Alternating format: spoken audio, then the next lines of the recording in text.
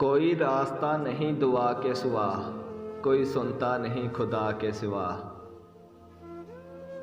कुछ लोग अपने मतलब की आड़ में दूसरों के एहसासात के साथ खेलकर खुद को अफलातून समझ रहे होते हैं।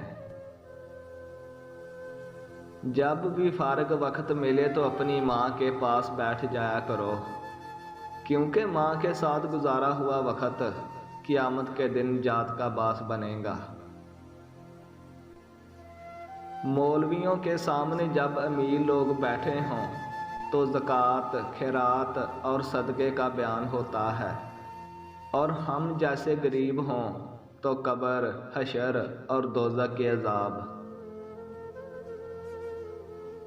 बेनस्ले लोगों की सबसे बड़ी निशानी ये होती है कि तुम जितनी इन्हें इज़्ज़त दोगे वो इतना ही तुम्हें तकलीफ़ देंगे।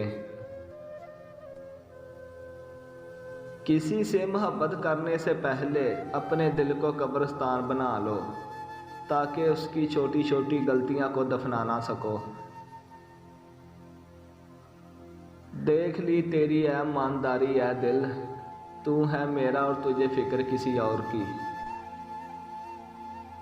मुझे ना किसी का दिल ना किसी की जान चाहिए, दिल का हाल जो समझ सके वो इंसान चाहिए।